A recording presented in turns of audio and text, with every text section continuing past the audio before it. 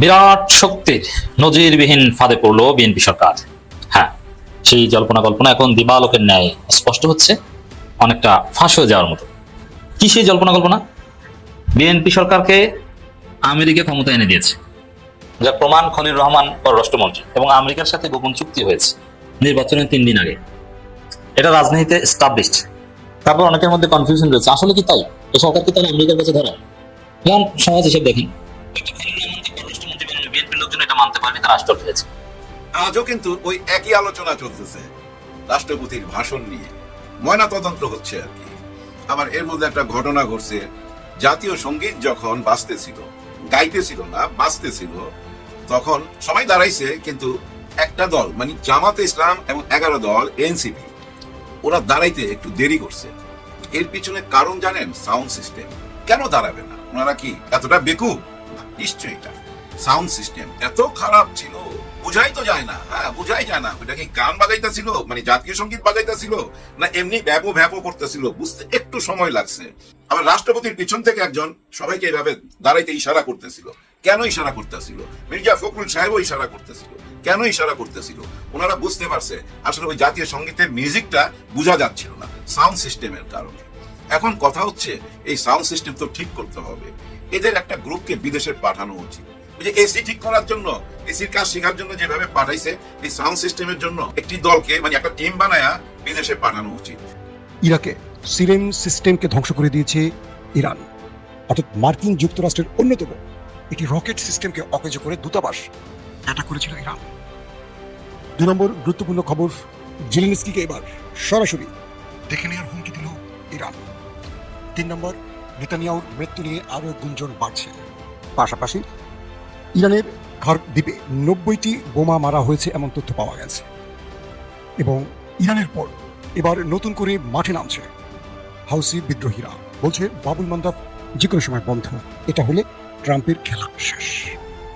পাশাপাশি উত্তর কোরিয়া আবার 10টি মিসাইল নিক্ষেপ করে কি বার্তা দিল আমেরিকাকে, এবং এই 10টি মিসাইল ইরানের জন্য কেন খুবই গুরুত্বপূর্ণ সে বিষয়টিও জানাবো আজকের। পাশাপাশি যুক্তরাষ্ট্রের প্রতিরক্ষা মন্ত্রী পিট হেগসেট এবং যিনি চিফ অফ স্টাফ জেনারেল, তার বক্তব্যে নতুন করে জানা গেল মার্কিন সেনাদের মৃত্যু রহস্য বা মার্কিন সেনাদের মৃত্যুর প্রকৃত সংখ্যা। দর্শক, এছাড়া আরো অনেকগুলো গুরুত্বপূর্ণ খবর থাকবে আজকের লাইভ সেশনে। তাহলে এটার রহস্য বা জবাব কি? জবাব হচ্ছে, যুক্তরাষ্ট্র খলিল রহমানকে বসিয়ে দিয়েছে, খলিল রহমান পররাষ্ট্রমন্ত্রী, এবং যুক্তরাষ্ট্র বিএনপি সরকারের মন্ত্রী বানায়, এবং যুক্তরাষ্ট্রের অনুমতি ছাড়া অনেক কিছু করা যায় না। এমন চুক্তি নির্বাচনের 3 দিন আগে করেছে। ওই চুক্তির মধ্য দিয়ে বিএনপিকে ক্ষমতায় আনার বন্দোবস্ত হয়েছে, যেই চুক্তিতে বিএনপি অনেকটা অসহায় এবং নিরুপায় যুক্তরাষ্ট্রের কাছে। হ্যাঁ, দেখেন সে জল্পনা কল্পনা যে সত্য, তার সপক্ষে দলিল দেখেন। রাশিয়া থেকে জ্বালানি আমদানি করবে বাংলাদেশ, সেজন্য আমেরিকার কাছে, যুক্তরাষ্ট্রের কাছে অনুমতি চাওয়া হয়েছে, এটা বলেছেন আমাদের অর্থমন্ত্রী। খবরটা একটু দেখেন, ভেরি ইন্টারেস্টিং খবর। রাশিয়ার সঙ্গে তেল ও তরলীকৃত প্রাকৃতিক গ্যাস আমদানি সহ সামগ্রিক জ্বালানি খাতে সহযোগিতা রাষ্ট্রদূতের সঙ্গে বৈঠক শেষে পরিকল্পনা মন্ত্রী বলছেন, রাশিয়ার সঙ্গে জ্বালানি সহযোগিতা বিষয়ে যুক্তরাষ্ট্র অনুমতি চাওয়া হয়েছে। এটা হচ্ছে সহজ খবর। ডিটেইলস খবরে আমরা আসছি। জাস্ট এই সহজ খবর দিয়ে আপনি একটু বলেন, বাংলাদেশ এবং যুক্তরাষ্ট্র অনাপত্তির অপেক্ষায় আছে কেন? রাশিয়া থেকে বাংলাদেশ আনবে। বাংলাদেশ একটা স্বাধীন দেশ, রাশিয়া একটা স্বাধীন দেশ। রাশিয়া শুধু স্বাধীন দেশ না, পৃথিবীর অন্যতম প্রভাবশালী দেশ, জাতিসংঘের সিকিউরিটি কাউন্সিলের পার্মানেন্ট মেম্বার, P5 এর মধ্যে একটা দেশ। জাতিসংঘের যে কোনো সিদ্ধান্তকে রাশিয়া ভেটো দিয়ে আটকে দিতে পারে। তো সেই রাশিয়া থেকে তেল আনবে বাংলাদেশ, জ্বালানি আনবে, তাতে যুক্তরাষ্ট্রের অনুপত্তি লাগবে কেন? এটা খুবই দুঃখজনক। তো এখান থেকেই তো বোঝা যায় যে যুক্তরাষ্ট্রের কাছে ধরা। ওই যে গোপন চুক্তি, যে আমাদের অনুমতি ছাড়া কিচ্ছু করতে পারবে না তোমরা রাশিয়া থেকে কি আনবা আর কোন জায়গা থেকে কি আনবে এটা জানি না বাবা, আমাদের অনুমতি লাগবে।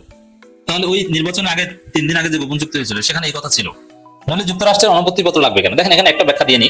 যারা একটু বেশি শিক্ষিত, এরকম কেউ যদি আমার এই বক্তব্য শুনেন, তাহলে আপনারা মন্তব্য করবেন, রাশিয়ার তেল কেনার ক্ষেত্রে যুক্তরাষ্ট্রের স্যাংশন ছিল, যার ফলে তাদের অনাপত্তির বিষয়টা এখানে আছে। এটা কোনো গোপন চুক্তি বা যুক্তরাষ্ট্রের কাছে ধরা এরকম কিছু না। বা এটার জবাবটা একটু দিই। প্রথম কথা হচ্ছে যে রাশিয়ার তেল কেনার উপর যুক্তরাষ্ট্রের স্যাংশন, এটা বাংলাদেশ মানতে বাধ্য হবে কেন? এটি তো একটা প্রশ্ন। এই স্যাংশনই তো একটা অবৈধ স্যাংশন। অনেক দেশ তো বলছে এই স্যাংশন অবৈধ। তোমার এমনকি জার্মানিও তেল কেনে রাশিয়া থেকে, এটা জানেন? ইউরোপের দেশ রাশিয়ার কাছ থেকে কেনে কম দামে, গোপনে কেনে। তারাই তো যুক্তরাষ্ট্রের হিসাব স্যাংশন মানে না। আর হিসাব স্যাংশন এগুলো ইউরোপ আমেরিকার ক্ষেত্রে অ্যাপ্লিকেবল, এটা বাংলাদেশের ক্ষেত্রে এইভাবে অ্যাপ্লিকেবল না। Number one. তাছাড়া হচ্ছে যে এইসব স্যাংশন এটা ইন্টারভেনশন এবং এটা উইথড্র করা হয়েছে, সেই স্যাংশন নাই। তো এখন এই স্যাংশনের কারণে আলাদা কোনো অনুমতি নেওয়া দেওয়া, সেই প্রশ্ন এখন আর প্রাসঙ্গিক নেই। তারপরে অনাপত্তিপত্র কেন অনাপত্তিপত্র চাইতে হবে তাদের কাছে? তো ওই যে ধরো আসল জায়গায় চুক্তি হয়েছে, চীনের কাছ থেকে চীনের তেলের উপর তো জ্বালানির উপর তো কোনো স্যাংশন নাই ইউএস এর, কিন্তু চীনের কাছ থেকে আনতে হলেও দেখবেন যে পরোক্ষ অনাপত্তিপত্র হলো লাগবে। তো রাশিয়াটা প্রকাশ্যে বলতে হচ্ছে, আপনি চিন্তা করেছেন? রাশিয়ার সঙ্গে তেল তৈলবীত প্রাকৃতিক গ্যাস আমদানি সহ সামগ্রিক জ্বালানি খাতে সহযোগিতা বাড়ানোর সম্ভাবনা খতিয়ে দেখছে সরকার। তবে এই উদ্যোগের ক্ষেত্রে কিছু চ্যালেঞ্জ রয়েছে, বিশেষ করে মার্কিন নিষেধাজ্ঞা সংক্রান্ত বিষয়গুলো। সরকার এই বিষয়গুলো যুক্তরাষ্ট্রের পক্ষ থেকে একটি অনাপত্তি পত্র পাওয়ার অপেক্ষায় রয়েছে। মানে আর যাই হোক, ওইটা কিন্তু নাই। আর দ্বিতীয় কথা হচ্ছে যে থাকলেও ওটা বাংলাদেশের ক্ষেত্রে প্রযোজ্য না। বাংলাদেশ এটা মানবে কেন? না, যুক্তরাষ্ট্রকে অসন্তুষ্ট করে কিছু করা যাবে না। শেখ হাসিনা হলে যুক্তরাষ্ট্রকে এখানে গুনতেন না। শেখ হাসিনা সরকার কাদের সরকার? বিএনপি আমরা বলতাম কি, যেটা ভারত চীন রাশিয়ার সরকার, সে রাশিয়ার কাছ থেকে ইচ্ছে মতো আনতো, কেউ ঠেকাতে পারতো না, কম দামে আনতো। বুঝছেন কোন জায়গায় ধরা? ঢাকায় রাশিয়া ফেডারেশনের রাষ্ট্রদূত আলেকজান্ডার গ্রিগোরেচিভ ফোজিনের সঙ্গে বৈঠক শেষে সাংবাদিক এসব কথা জানিয়েছেন অর্থ পরিকল্পনা মন্ত্রী আমির হোসেন মাহমুদ চৌধুরী। রাজধানীর শেরেবাংলা নগরে পরিকল্পনা মন্ত্রণালয় সভাকক্ষে বৈঠক অনুষ্ঠিত। দেখেন এখানে একটা মজার বিষয়, রাশিয়ার কাছ থেকে সহায়তা চাইতেই কিন্তু বিএনপি সরকার যায়নি। প্রথমে সব জায়গায় ব্যর্থ হয়ে গেছে। প্রথমে যুক্তরাষ্ট্রের কাছে সহায়তা চেয়েছে, যুক্তরাষ্ট্রে এখন সহায়তা দেওয়ার কোনো সামর্থ্য নাই। চীনের কাছে চেয়েছে, চীন বলছে যে নেবা, তাহলে আমাদের দেবা কি? ভারতের কাছে গেছে, আরে ভারত নিজেরাই আছে বেকায়দা, ভারত আর কি দেবে? আর ভারত যা দিবে ওতে কিছুই হবে না। এরপরে গেছে রাশিয়ার কাছে, তাও আবার যুক্তরাষ্ট্রের অনুমতি লাগবে। তা বাংলাদেশ সরকার কোন ফাঁদে আছে? কোন এই যুক্তরাষ্ট্র এখন পর্যন্ত সুপার পাওয়ার, এই সুপার পাওয়ারের ফাঁদে যারা পড়ে এদের পরিণতি খুব ভয়াবহ হয়। এমনিতে চুক্তি থাকতে পারে, ইন্টারিম চুক্তি, আপনি আজকে মানলেন না কারণ, যেমন ভারত ওরকম মহা কোনো শক্তি নেই। ভারতের অনেক কিছু কিন্তু বিএনপি নির্বাচনকালীন সময় ভারতের সাথে যেসব চুক্তি তারেক রহমান সরকার হয়েছে, এটা অঘোষিত চুক্তি, অনেক কিছুই কিন্তু বিএনপি এখন মানছে না। যার ফলে ভারত বিএনপি সরকারের প্রতি অলরেডি রাগ হওয়া শুরু করেছে। বিশেষ করে আওয়ামী লীগের লোকজনের উপর যে নির্যাতন, মামলা টামলা দেওয়া, গ্রেপ্তার করা, 7 মার্চের ভাষণ বাজানো, তাদেরকে ধরা টরা, এইসব বিষয় ভারত ভালোভাবে দেখছে না। এর মানে ভারতের সাথে উল্টাপাল্টা করতে পারে বিএনপি সরকার, এবং অলরেডি ভারতের বিরুদ্ধে কিছু কথাও বলেছে তারেক রহমানের পররাষ্ট্র বিষয়ক উপদেষ্টা হুমায়ুন কবির, যে ভারতের সাথে সম্পর্কে চ্যালেঞ্জ আছে, ভারত উল্টোপাল্টা কাজ করে, নানান কিছু বলেছে। কিন্তু সুপার পাওয়ার যুক্তরাষ্ট্র নিয়ে তেমন কিছু বলার সক্ষমতা সরকারের নেই। তাদের কাছে ঠিকই ধরা, তাদের কাছে অসহায়, তাদের কাছে নিরুপায়। যার ফলে আমরা এটা দেখতে পাচ্ছি। রাশিয়ার জ্বালানি সহযোগিতা প্রসঙ্গে মন্ত্রী আরো বলেন, বাংলাদেশ তেল ও এলএনজি আমদানি সহ বৃহত্তর জ্বালানি খাতে রাশিয়ার সঙ্গে সহযোগিতা সম্প্রসারণের সম্ভাবনা অন্বেষণ করেছে। রাশিয়ার সঙ্গে বিশ্ব জ্বালানি বাজারে একটি শক্তিশালী অবস্থান ধারণ করে বাংলাদেশের সঙ্গে জড়িত করার আগ্রহ দেখিয়েছে। হ্যাঁ, রাশিয়ার থেকে আনতে পারলে বাংলাদেশের লাভ, চীন থেকে আনাটা সবচেয়ে সহজ। কিন্তু না, ওই যে সরকার পরাশক্তির ফাঁদে পড়েছে, তো পরাশক্তির ফাঁদে পড়লে ওই দেশটা কিন্তু ওই পরাশক্তির ব্যাটেল গ্রাউন্ডে পরিণত হয়। অতএব এটা অশনি সংকেত বাংলাদেশের জন্য। আজও কিন্তু ওই একই আলোচনা চলতেছে রাষ্ট্রপতির ভাষণ নিয়ে, ময়না তদন্ত হচ্ছে আর কি। আবার এর মধ্যে একটা ঘটনা ঘটছে, জাতীয় সঙ্গীত যখন বাজতেছিল, গাইতেছিল না, বাজতেছিল, তখন সবাই দাঁড়াইছে, কিন্তু একটা দল মানে জামাতে ইসলাম এবং 11 দল এনসিপি, ওরা দাঁড়াইতে একটু দেরি করছে।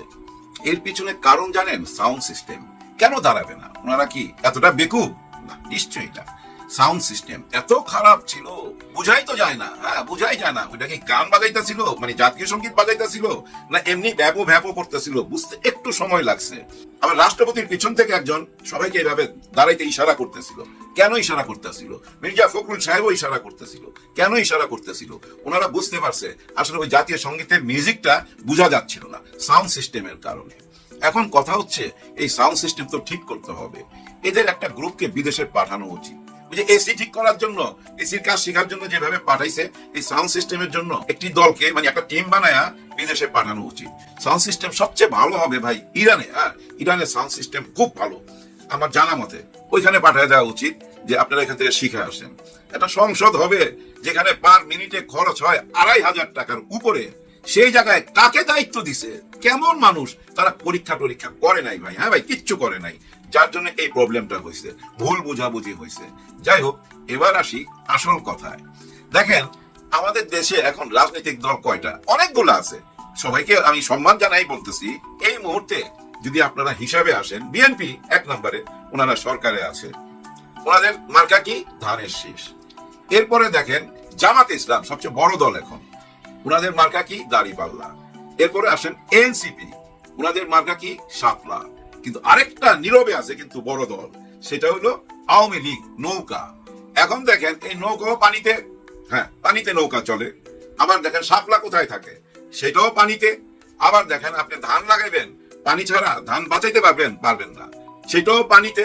পানি ছাড়া ধান তো হবে না, ধানের প্রাণ পানি, জীবনের অপর নাম পানি। এই 3টা পানিতে। কিন্তু আরেকটা যেটা দাড়িপাল্লা, সেটা কিন্তু পানি থেকে তুইলা শুকায়া টুকায়া যখন আনবেন এই ধান, তখন মাপতে হবে দাড়িপাল্লা।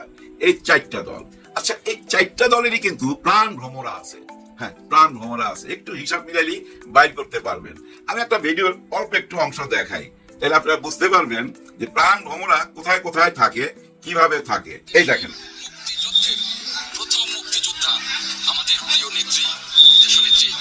উনি মুক্তিযোদ্ধা মন্ত্রী,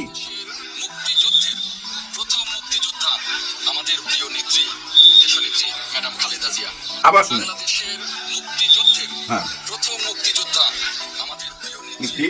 বেগম খালেদা জিয়া। কিন্তু এটা কিন্তু পুরো বক্তব্য না, আরো আছে, কিন্তু এইটুক ভাইরাল হয়ে গেছে।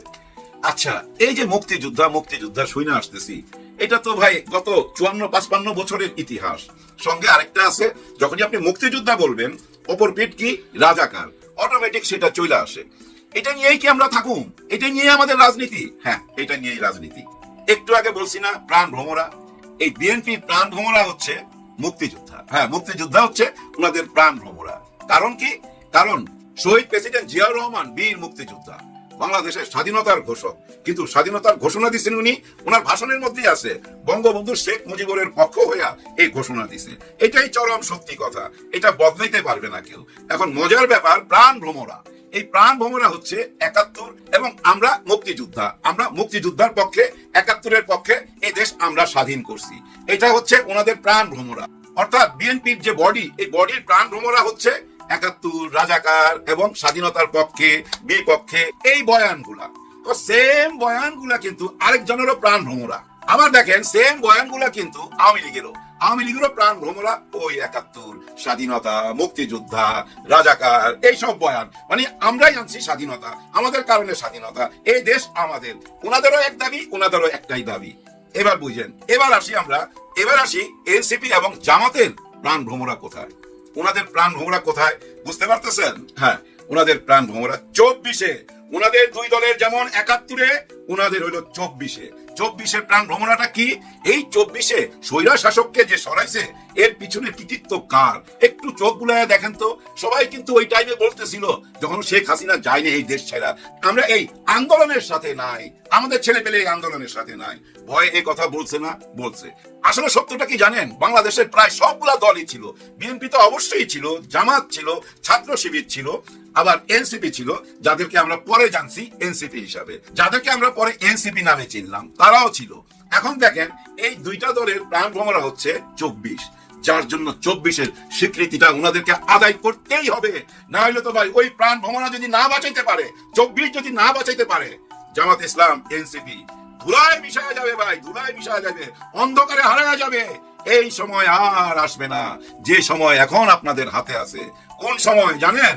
গণভোট। হ্যাঁ, গণভোট। বাংলাদেশের 70% মানুষ আপনাদের প্রাণ ভ্রমরাকে বাঁচায় রাখার জন্য ভোট দিয়ে দিছে। তো ওই ভোটের মাধ্যমে আপনাদের প্রাণ ভ্রমরাকে বাঁচায় দিছে। কিন্তু এই প্রাণ ভ্রমরাকে এখন গলা চিপা ধরতেছে, বুঝতে পারতেছেন না? এই প্রাণ ভ্রমরাকে যদি বাঁচতে না দেয়, আপনারা জামাত ইসলাম, এনসিপি বাঁচতে পারবেন না, হারায়া যাবেন। যেভাবে হারায়া গেছে ওই যে জাতীয় পার্টি, লাঙ্গল মার্কা জাতীয় পার্টি হারায়া গেছে না, ঠিক সেইভাবেই আপনারাও হারায়া যাবেন। কারণ কোনো একদিন তো আওয়ামী লীগ ফিরবেই। হয়তো সময় লাগবে ভাই ফিরতে। সময় লাগবে কেন? কারণ ওই দলের সব নেতা পালায়া চলে গেছে এবং দলের ভিতরে এমন কেউ নাই যাকে না সামনে হাল ধরাবেন। কারণ সবাই কলঙ্কিত, কম আর বেশি সবাই কলঙ্কিত। কলঙ্কিত নেতা দিয়ে তোর হাল ধরা যাবে না। নতুন নেতার জন্ম হইতে একটু হয়তো সময় লাগবে, কিন্তু ফিরে আসবেই একদিন। যেদিন আসবে সেদিন আপনারা হারায়া যাবেন যদি আপনাদের প্রাণ ভ্রমরা বাঁচাইতে না পারেন, 24কে বাঁচাইতে না পারেন, এই গণভোটের অধিকার যদি ছিনায় না আনতে পারেন।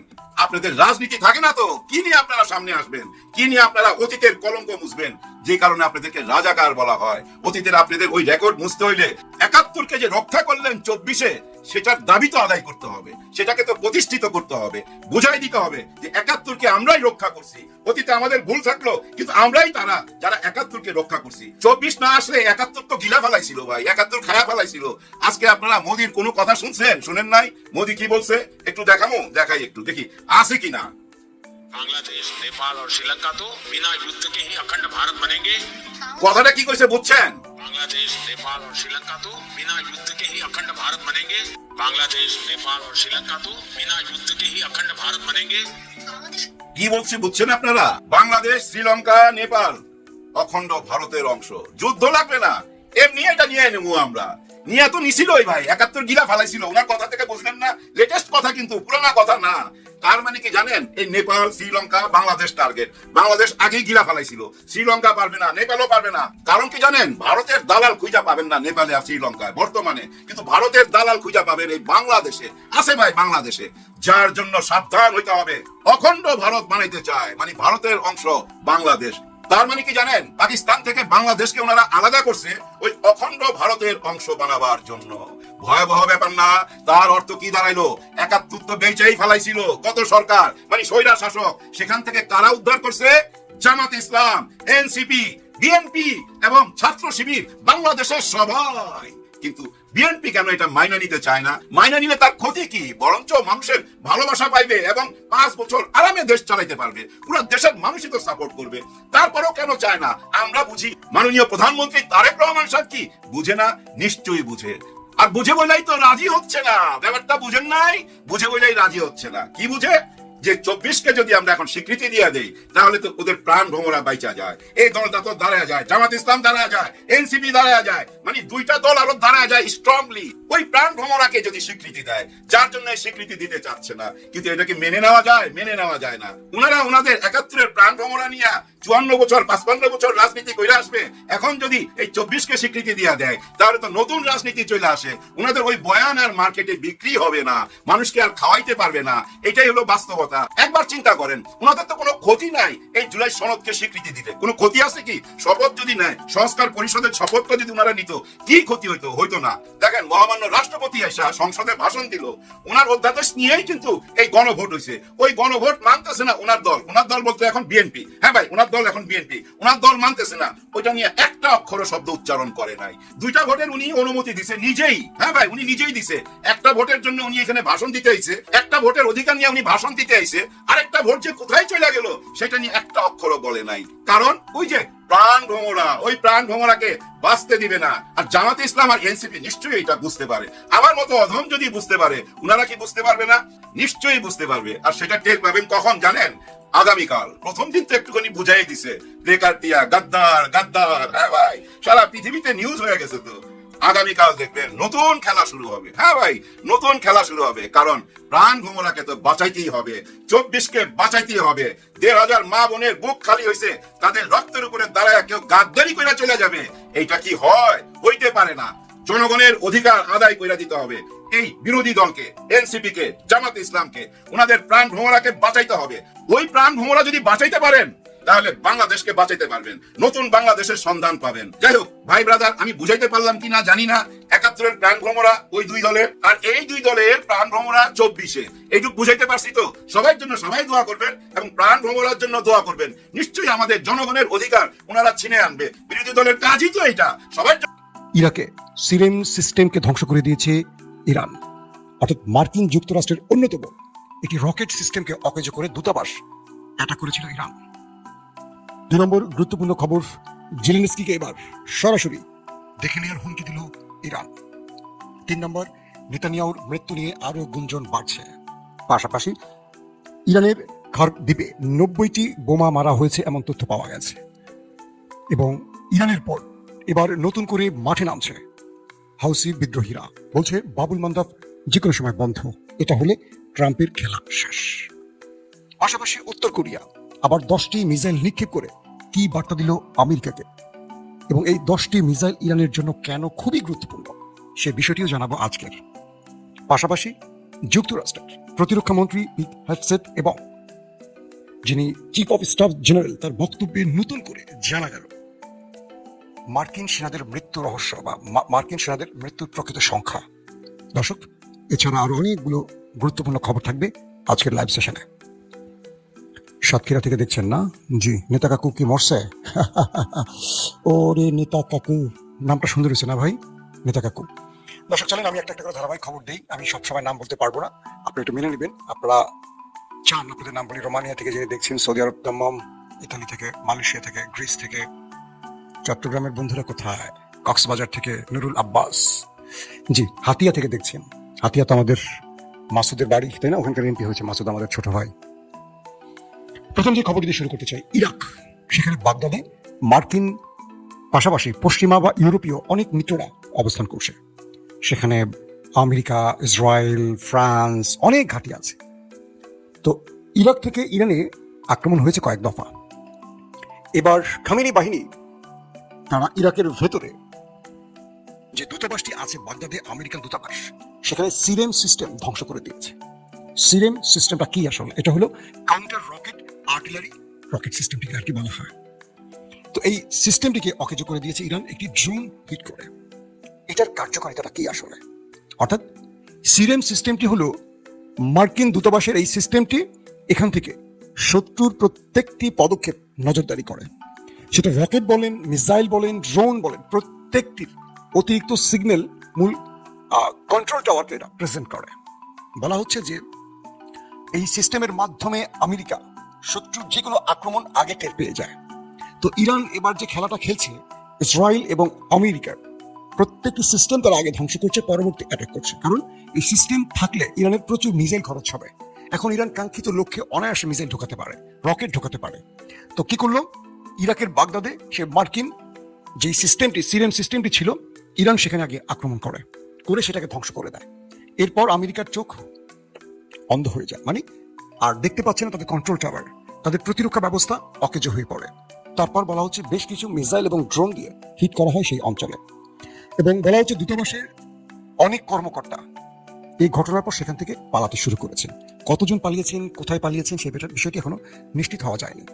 দর্শক, 2 নম্বর গুরুত্বপূর্ণ খবর, তাসনিম নিউজ নতুন করে আবার একটি স্টোরি করেছে। সেখানে তারা আমার নেতা কাকুর হাতের 5টি 6টি আঙুলের বিশ্লেষণ তুলে ধরেছে। সেখানে আবার নতুন করে গুজব উঠছে নেতানিয়াহু, আমার নেতা কাকু, তিনি হয়তোবা ওপারের মেহমান হয়ে গেছেন, এমনটি তারা অভিযোগ করছে ইরানের গণমাধ্যম সহ আরো কয়েকটি গণমাধ্যম। বিশ্ব গণমাধ্যম প্রশ্ন তুলেছে যে নেতানিয়াহু যদি থেকেই থাকেন, কোথায় আছেন? তিনি যে ভিডিও বার্তাটি দিয়েছেন এটি ছিল অনলাইনে রেকর্ডেড, টুইট করেছেন, সেটাও পরবর্তী ডিলিট হয়ে গেছে, এবং তার হাতের আঙুলগুলো বিশ্লেষণে অনেক রকম প্রশ্ন উঠে আসছে। তার মানে তার চলে যাওয়ার সম্ভাবনা এখন আরো প্রকট হচ্ছে। কোথায় আছেন জানা যাচ্ছে না আর কি। 3 নম্বর গুরুত্বপূর্ণ খবর, ইরানের যে গুরুত্বপূর্ণ তেল রপ্তানিকারক অঞ্চল কার্গ আইল্যান্ড, সেখানে আমেরিকা প্রায় 90টি বোমা হামলা চালিয়েছে। বলা হচ্ছে এখানে ইরানের সেনা ঘাঁটিগুলোকে লক্ষ্য করে হামলা করা হয়েছে। আর ইরান বলছে এখানে তাদের কোনো মানে বড় ফ্রেমে সেনা ঘাঁটি ছিল না, মূলত এখানে ছিল তাদের তেল রপ্তানির বিভিন্ন স্থাপনা। তো তেল রপ্তানির স্থাপনাকে টার্গেট করা তারা হামলা করেছে। তো এই বোমাগুলো ইরানের রপ্তানি তেলের উপর হামলায় বেশ ক্ষতি হয়েছে, এটিও দাবি করা হয়েছে আমেরিকার পক্ষ থেকে। যদিও আমেরিকা একটু পেঁচিয়ে বলেছে যে তারা হামলাটি মূলত করেছে সেনাঘাঁটি লক্ষ্য করে, এবং আমেরিকা হুমকি দিয়েছে ইরানকে যে এরপর তোমার তেলের উপর আমরা হামলা করব। আর ইরান বলছে যদি আমার তেলের উপর হামলা করো তাহলে তোমার মৃত্যুদের তেলের কোনো ট্যাঙ্কার থাকবে না, সব আমি জ্বালিয়ে দেব। দর্শক, ইতিমধ্যে আরব আমিরাতের সকল নাগরিককে বলা হয়েছে মার্কিন ঘাঁটি, মার্কিন স্থাপনা, মার্কিন স্বার্থ সংশ্লিষ্ট সকল জায়গা থেকে দূরবর্তী অঞ্চলে চলে যেতে। কারণ খার্কিভে হামলার পর ইরান আরব আমিরাতকে টার্গেট করছে, কারণ আরব আমিরাত থেকে নাকি আক্রমণগুলো করেছিল ইরান। আমেরিকা এই অভিযোগটি ইরানের উঠছে, এবং সেই হিসাবে আরব আমিরাতে আজকে আক্রমণ হয়েছে কয়েক দফা। আজকে আরো বড় ফ্রেমে আক্রমণ হতে পারে, এই রেড নোটিশটি পাঠানো হয়েছে আরব আমিরাতের জনগণের উদ্দেশ্যে। আসেন তারপরের গুরুত্বপূর্ণ খবর, ওয়াল স্ট্রিট জার্নাল একটি প্রতিবেদন প্রকাশ করেছে। তারা বলছে ইরান এই মুহূর্তে পুরো হরমুজ প্রণালী ক্লোজ করে দিয়েছে। আমেরিকা যত চ্যালেঞ্জ করেছিল ডোনাল্ড ট্রাম্প, এখন পর্যন্ত সেখানে হরমুজ খুলতে পারেনি। আন্তর্জাতিকভাবে আমেরিকার মিত্ররা আমেরিকাকে বলছে, আমাদের তেলের জাহাজগুলো, ট্যাঙ্কগুলো নদীর সাগরের মাঝখানে আটকা পড়ে আছে।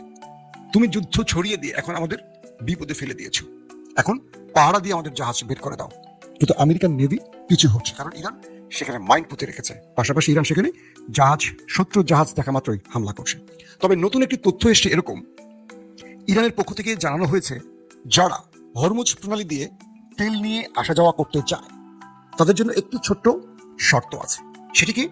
সেই সব দেশ আমেরিকান ডলারের পরিবর্তে চীনের টাকায়, চীনের ইউয়ান, সেই ইউয়ানের মাধ্যমে যদি তারা তেল কেনা বেচা করে, সেই ক্ষেত্রে তাদেরকে এই পথ ব্যবহারের অনুমতি দেওয়া হবে। অর্থাৎ ইরানের মূল মেসেজটি এখন ক্লিয়ার। তারা আমেরিকাকে মধ্যপ্রাচ্য থেকে বের করবে, তারা আমেরিকার ডলারের পতন ঘটাতে চাইছে, এবং তারা চাইছে যে কোনোভাবে এই ডলারের পতনের মাধ্যমে আমেরিকা যেন সুপার পাওয়ার আর না থাকে। এখন বোঝা যাচ্ছে যে এই চীন যে বুদ্ধিটি দিয়েছে ইরানকে, এটা মোটামুটি বোঝা যাচ্ছে, কারণ নেপথ্যে চীন তাদেরকে হেল্প করছে। বিনিময়ে চীনকে এখন সামনে তুলে আনছে ইরান, বলছে যে তোমরা তেল নিবে নাও, আমরা সেই সব জাহাজকে হরমুজ প্রণালী থেকে বেরোতে দেবো, ঢুকতে দেবো যারা চীনের কারেন্সিতে তেল কেনা বেচা করবে। তার মানে পেট্রো ডলারের যে খেলাটি এবার সেটি ভেঙে দিতে চাইছে ইরান। অর্থাৎ ইরান এবার বাণিজ্যিকভাবে আমেরিকাকে বিশ্বমরণ থেকে ছিটকে ফেলে দিতে চাইছে। আসেন তারপরের যে বিষয়টি, আরব আমিরাতে কয়েকটি তেল ক্ষেত্রে হামলার ঘটনা ঘটেছে। ওই যে ইরানের হামলার পর এবার আরব আমিরাতে কয়েকটি তেল শোধনাগার বা তেল যেখান থেকে তোলা হয়, এক কথায় তেল বিক্রি মূল স্থাপনার উপর হামলা করেছে ইরান, এমন অভিযোগ উঠে এসছে। পাশাপাশি ইরান যখন ওয়াল স্ট্রিট জার্নালের রিপোর্টের আরেকটি অংশ হলো, ইরান যদি হরমুজ প্রণালী আর খুলতে না দেয় তাহলে আমেরিকা অর্থনৈতিকভাবে বিশাল ধাক্কা খাবে, ইতিমধ্যে খাওয়া শুরু করেছে। 2 নম্বর বিষয়, মধ্যপ্রাচ্য আমেরিকার গ্রিফ থেকে বেরিয়ে যাবে। ইতিমধ্যে একটি পথ খোলা, সেটি হলো বাবুল মান্দাব, রেড সি বাবুল মান্দাব। এই বাবুল মান্দাব এখন ইয়েমেনের হুতি বিদ্রোহীদের দখলে রয়েছে। ইরান হুতিদের ইতিমধ্যে গ্রিন সিগন্যাল দিয়েছে, যে কোনো সময় হুতিরা এই পথটি বন্ধ করে দিলে মধ্যপ্রাচ্য থেকে টোটাল তেল বাইরে যাওয়া বন্ধ হয়ে যাবে। এখন হুতিরা যে কোনো সময় বাবুল মান্দাব বন্ধ করে দিলে ডোনাল্ড ট্রাম্পের কপাল থেকে হাত মাথায় পড়ে যাবে, আর কিচ্ছু করার থাকবে না। এখন এই বিষয়টি নিয়ে আমেরিকা, ইরান এবং রাশিয়া চমৎকার ফ্রেমে খেলছে, এবং ইতিমধ্যে আরেকটি খুব দুর্দান্ত খবর পাওয়া গেছে। সেই খবরটি হলো, আমেরিকার একটার পর একটা জাহাজ, ইতিমধ্যে আমি যে তথ্য পেয়েছি সেখানে বলা হয়েছে প্রায় 13 থেকে 14টি বিমান, যুদ্ধ বিমান, রিফুয়েলিং বিমান সহ আমেরিকা হারিয়েছে ইরানের মারের চোটে। এই 13 বা 14টি বিমান ধ্বংস হওয়ার পর আমেরিকা একটা বড় বিপদে পড়ে গেছে। আমেরিকা ইউক্রেন থেকে প্রতিরক্ষা ব্যবস্থা চেয়েছে, জাপান থেকে জাহাজ চেয়েছে, দক্ষিণ কোরিয়া থেকে তারা তাদের প্রতিরক্ষা ব্যবস্থা সহ আরো কিছু সিস্টেম চেয়েছে। তো যখনই আমেরিকা ইউক্রেন থেকে চেয়েছে, তখনই ইরান ইউক্রেনের জেলেনস্কিকে উদ্দেশ্য করে বলছে, সাবধান হও, তুমি যদি ইসরায়েলে বা আমেরিকায় কোনো প্রতিরক্ষা ব্যবস্থা পাঠাও, আমার নেক্সট টার্গেট হবে তুমি, তোমাকে শেষ করতে রাশিয়াকে যা দেয়া সব আমি দেব। 2 নম্বর, ইরান আরেকটি খেলা খেলেছে, আর সেটি হলো যে সাগরে তাদের এই ক্ষমতা বলয়ের মাঝখানে যারা হাত দিবে তাদের সাথে যে ফ্রেমে খেলবে সেটিও স্পষ্ট করে দিয়েছে। তো এই বিমানগুলো বিধ্বস্ত হওয়া বা ধ্বংস হওয়া, ক্র্যাশ করা, যেটাই বলি না কেন, দক্ষিণ কোরিয়া ইসরায়েলে আরো বেশ কিছু প্রতিরক্ষা পাঠিয়েছে, কারণ ইরানের ধোলাইতে মধ্যপ্রাচ্যে থাকা এবং ইসরায়েলে থাকা প্রতিরক্ষা ব্যবস্থা প্রায় শেষ হয়ে গেছে। ইরাকেরটাও দূতাবাসের উপর যেটা ছিল সেটাও ধ্বংস হয়ে গেছে। এখন ট্রাম্প সাহেব তার ছোট ভাই নেতাকাকুকে বাঁচাবার জন্য, মানে নিজের বাহিনীকে, বেসকে বাঁচাবার জন্য, তিনি এখন দক্ষিণ কোরিয়া থেকে চেয়েছেন প্রতিরক্ষা ব্যবস্থা। যখনই দক্ষিণ কোরিয়া ইসরায়েলের উদ্দেশ্যে প্রতিরক্ষা ব্যবস্থা পাঠানো, তখনই উত্তর কোরিয়ার কিম জং উন ধাম ধাম করে 10টি মিসাইল মেরে দিলেন, তাকে সংকেত দিলেন, তুই এখন উন্মুক্ত, তোরে এখন আমি খাবো। কে? উত্তর কোরিয়ার কিম জং উন। তিনি বলছেন আমরা ইরানের পাশে আছি, এবং দক্ষিণ কোরিয়া যে তার প্রতিরক্ষা ব্যবস্থা ইরানের শত্রুকে দিল এবং নিজের প্রতিরক্ষা ব্যবস্থাকে দুর্বল করে আরেকজনকে বাঁচাতে গেল, তার গুরুত্বপূর্ণ রেড মেসেজটি উত্তর কোরিয়া দিল এবার মিসাইল উৎক্ষেপণের মাধ্যমে। অর্থাৎ 10টি মিসাইল মারল দক্ষিণ কোরিয়াকে উদ্দেশ্য করে। এরপর দক্ষিণ কোরিয়া ট্রাম্পকে বলেছে, আগে নিজের পিঠ বাঁচাতে হবে, আমার প্রতিরক্ষা ব্যবস্থা আমাকে ফেরত পাঠাও। খেলা কোন লেভেলে চলছে বুঝতে পারছেন দর্শক? এখন যে বিষয়টি শুরু হয়েছে, মার্কিন যুক্তরাষ্ট্রের গুরুত্বপূর্ণ 2জন ব্যক্তি, একজন প্রতিরক্ষা মন্ত্রী পিট হেগসেট, অন্যজন চিফ অফ স্টাফ, এই 2জন আজকে প্রেস কনফারেন্স করেছেন। তারা বলেছেন, তাদেরকে প্রশ্ন করা হলো সাংবাদিকদের পক্ষ থেকে, যে আপনাদের এই যুদ্ধে কত সেনা মারা গেছে, তারা উত্তরটি